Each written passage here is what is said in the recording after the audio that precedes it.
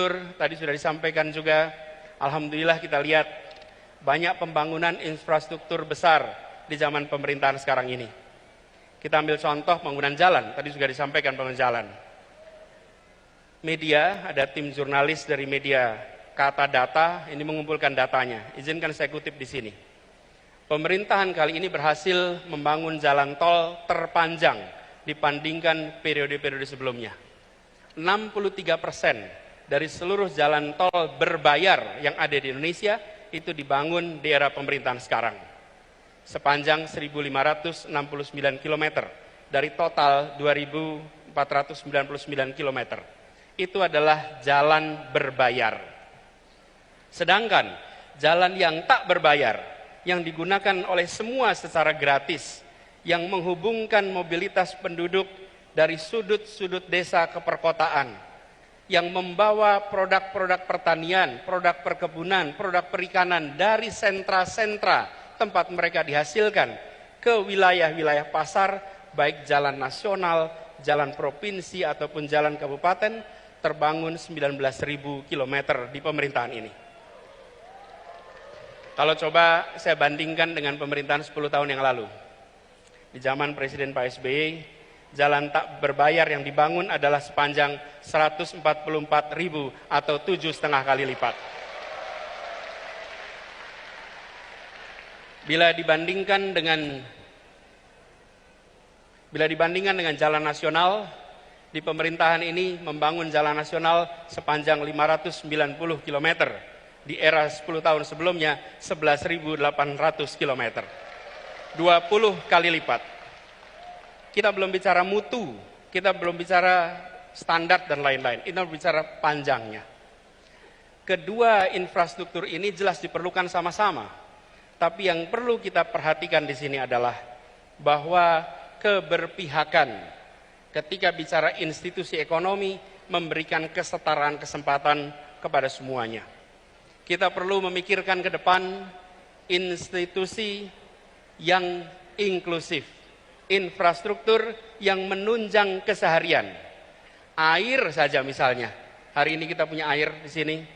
Susenas 2019 menunjukkan 38% penduduk Indonesia menggunakan air dalam kemasan sebagai sumber air minum. Kalau itu pilihan tidak apa-apa, tapi kalau itu keterpaksaan, maka negara harus hadir menyediakan infrastruktur mikro kecil yang dirasakan oleh seluruh rumah tangga di Indonesia. Kalau kita lihat datanya, sumur ada 21%, pompa air 16%, pipa hanya 10%. Ke depan kita perlu membangun institusi ekonomi inklusif yang memang belum tentu megah untuk difoto. Belum tentu menarik seperti jalan berbayar atau airport bandara yang megah. Tapi air yang mengalir di tiap rumah tangga, infrastruktur mikro di tiap rumah tangga, itu akan memberikan rasa kebahagiaan. Bismillahirrahmanirrahim. Assalamualaikum warahmatullahi wabarakatuh. Saya menyimak pidato bakal calon presiden Bapak Anies Rashid Baswedan semalam. Pidatonya menarik. Satu hal dari pidato tersebut, beliau mengkomparasi pembangunan jalan tidak berbayar pada masa Presiden SBY dengan masa Presiden Jokowi. Beliau sampaikan bahwa pada masa Presiden SBY 10 tahun, itu beliau membangun 144.000 jalan non-tol, mulai jalan provinsi, jalan nasional, dan jalan kabupaten kota. Jauh lebih tinggi dibanding pencapaian Presiden Jokowi selama 9 tahun, yaitu hanya 19.000 km. Beliau sampaikan perbandingannya 7,5 kali lipat pada masa Pak SBY, lebih banyak dibanding dengan masa Pak Jokowi. Menyimak pidato ini saya punya satu catatan, bahwa Mas Anies Rashid Baswedan tidak menyebut melupakan. Saya tidak tahu ini sengaja atau tidak sengaja ya. Mestinya sebagai calon presiden beliau memaparkan secara utuh. Beliau tidak menyebutkan tentang jalan desa yang terbangun pada masa Presiden Jokowi. Pada masa 9 tahun sampai akhir 2022 itu ada lebih dari 316.000 km jalan desa yang dibangun oleh Presiden Jokowi.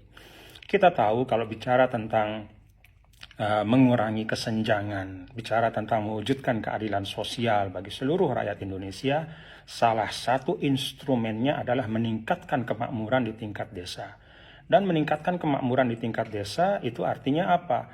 Mempercepat aktivitas ekonomi, meningkatkan aktivitas ekonomi, dan memperbesar porsi ekonomi yang diperoleh oleh masyarakat desa. Salah satu strateginya adalah dengan mengurangi biaya logistik, memperlancar arus barang dan jasa, produksi petani kita, padi, kedelai, sapi, ya, dan segala macam yang diproduksi di tingkat desa itu harus dapat diakses dengan mudah, harus memiliki sarana logistik yang baik. Karena itu pembangunan atau jalan desa itu memegang peran yang sangat penting untuk menghadirkan keadilan sosial bagi seluruh rakyat Indonesia, mengurangi ketimpangan antara desa dan kota. Jadi Mas Anies sebenarnya kalau fair ya apa adanya, beliau seharusnya menyebutkan bahwa pada masa Presiden Jokowi ada lebih dari 316.000 kilometer jalan desa yang tidak terbangun pada masa sebelumnya.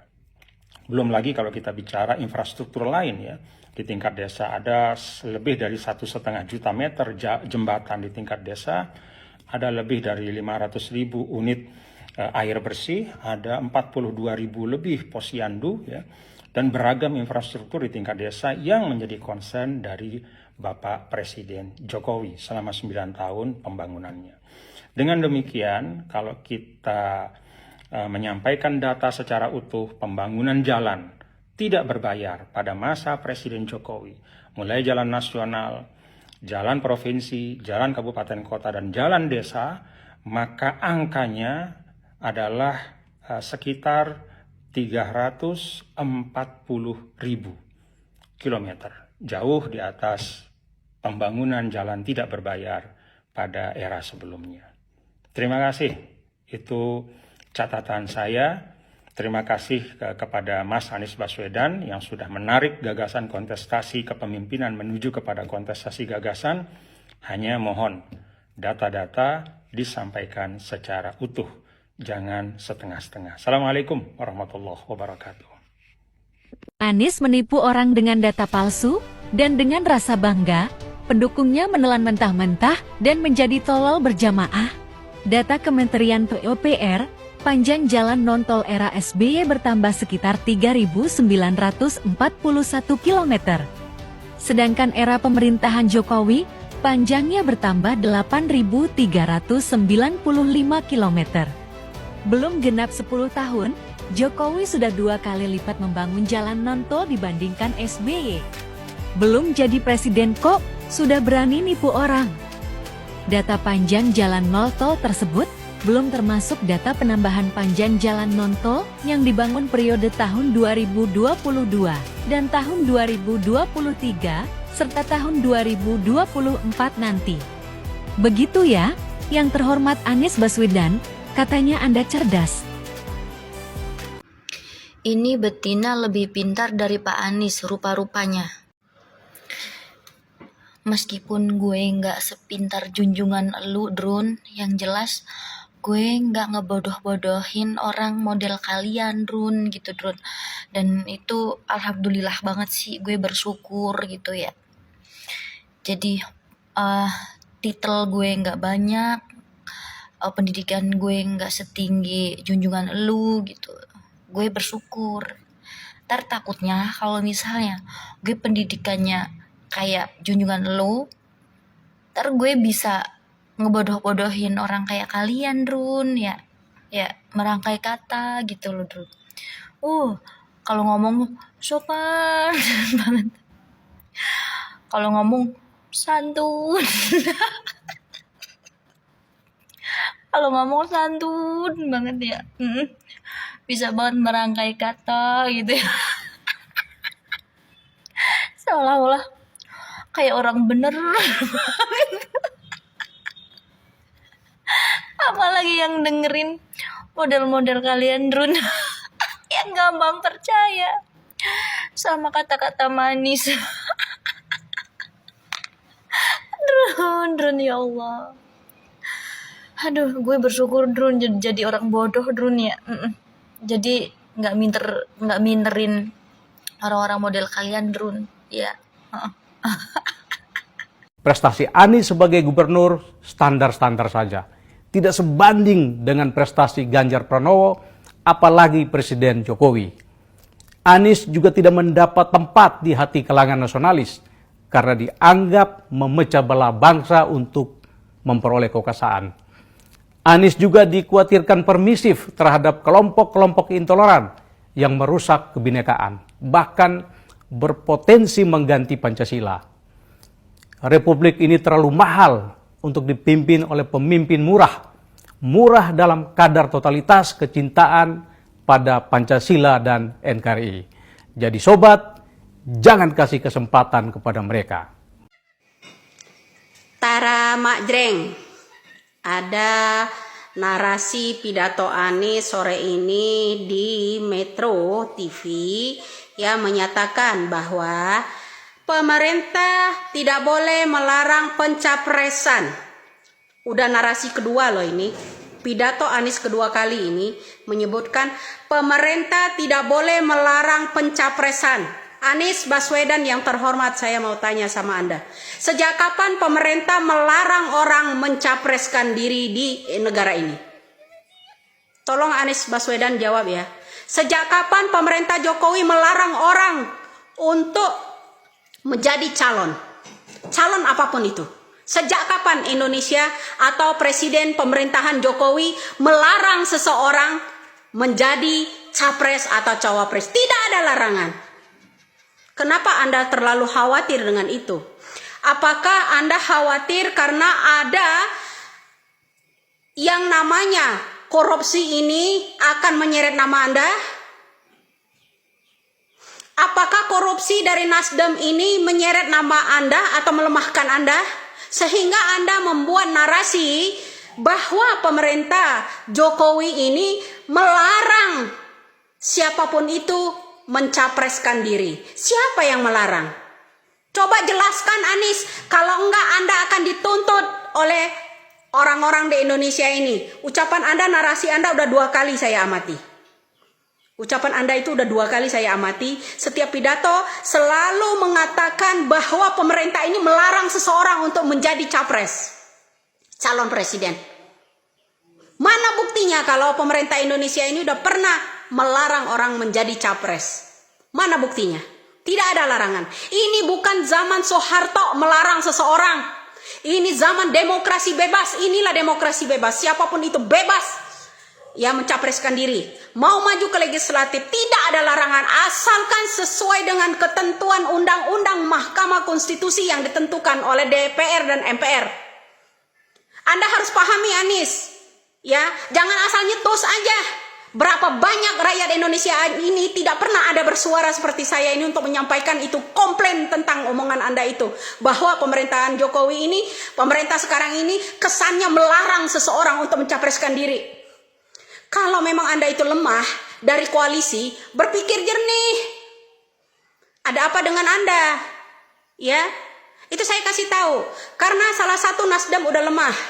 Apakah AHY juga akan maju? Tidak mungkin. Karena AHY keluarganya tidak setuju kalau Anies ditebengkan melalui Demokrat. Tidak setuju. Termasuk keluarga. Oke guys, Assalamualaikum warahmatullahi wabarakatuh. Salam, Om Swastiastu, Namo Buddhaya, salam kebajikan dan salam sejahtera untuk kita semua. Saudaraku sebangsa dan setanah air, para penonton kanal YouTubeku yang sangat saya hormati dan sangat saya cintai. Salam jumpa dan selamat bertemu kembali bersama saya Sainai pada hari ini, Senin 22 Mei 2023. Saudaraku sebangsa dan setanah air, dalam muatan video saya kali ini, sengaja saya menampilkan kembali tentang pidato dari Anies Rashid Baswedan. Ketika dia membandingkan kinerja dari Bapak Presiden Joko Widodo dan Bapak mantan Presiden Republik Indonesia yang ke-6, Susilo Bambang Yudhoyono, ada sebuah kebohongan yang begitu luar biasa yang dilontarkan oleh Anies Rashid Baswedan ini. Dalam muatan video tadi, kita mendengar bersama-sama, kita menyimak bersama-sama bagaimana Tuan Guru Bajang membantah apa yang dilontarkan oleh Anies Rashid Baswedan ini. Bantahan dari Tuan Guru Bajang itu membuktikan bahwa Anies Rashid Baswedan telah melakukan pembodohan publik. Dia memang sangat pandai untuk beropini. Dia memang sangat pandai untuk bernarasi. Tetapi yang kita sayangkan adalah ketika Anies Rashid Baswedan menyampaikan sesuatu yang tidak sesuai dengan fakta yang sebenarnya. Saudaraku sebangsa dan setanah air, kita ketahui bersama bahwa Anies Rashid Baswedan adalah seorang calon presiden yang telah dideklarasikan oleh Partai Nasdem, Demokrat, dan PKS. Lantas, ketika dia menyampaikan sesuatu yang tidak berdasarkan fakta yang sesungguhnya, artinya bahwa rasa respect, rasa kepercayaan, dan rasa hormat kita kepada seorang calon pemimpin sudah pelan-pelan mulai hilang. Belum apa-apa sudah menipu publik. Belum menjadi seorang presiden sudah membodohi publik. Apalagi kalau seorang Anies Rashid Baswedan berkuasa di bangsa ini. Apa yang akan kita terima dari seorang Anies Rashid Baswedan? Saudaraku sebangsa dan setanah air, tanggapan-tanggapan dari netizen tadi mau membuktikan bahwa apa yang disampaikan oleh Anies Rashid Baswedan adalah sesuatu yang tidak benar. Artinya, kita sebagai rakyat jelata, kita sebagai orang-orang yang pro terhadap NKRI, kita sebagai orang-orang yang mencintai akan kemajuan di bangsa ini, kita wajib untuk menelaah setiap pidato, setiap argumentasi, setiap penyampaian yang disampaikan atau yang diutarakan oleh calon-calon pemimpin kita. Ada Anies Rashid Baswedan, ada Bapak Prabowo Subianto, dan ada Ganjar Pranowo. Dari ketiga tokoh ini, kita wajib menelaah dengan suara hati kita. Kita wajib melihat dari berbagai macam sisi. Kita wajib melihat kembali rekam jejak mereka. Dan apalagi, saat-saat seperti ini, kita wajib menelaah secara seksama apa yang mereka utarakan, apa yang mereka sampaikan kepada masyarakat Indonesia. Secara jelas, dalam pidato Anies Rashid Baswedan tadi, dia telah menipu publik. Buktinya, Tuan Guru Bajang melakukan pembantahan. Dan juga ada beberapa statement dari netizen tadi yang membantah bahwa apa yang disampaikan oleh Anies Rashid Baswedan itu tidak sesuai dengan data atau dengan fakta yang sebenarnya. Mari, sekali lagi saya mengajak kepada para pemirsa sekalian, tetaplah berpikir kritis, tetaplah melihat segala sesuatu dengan hati nurani, agar di tahun 2024 nanti kita mampu untuk memilih figur pemimpin yang tepat, untuk memimpin, untuk mensejahterakan, dan untuk mengayomi bangsa dan negara ini. Bersama kita pasti bisa. Saya Sainai dari Provinsi Nusa Tenggara Timur. Saatnya rakyat jelata harus berani untuk bersuara.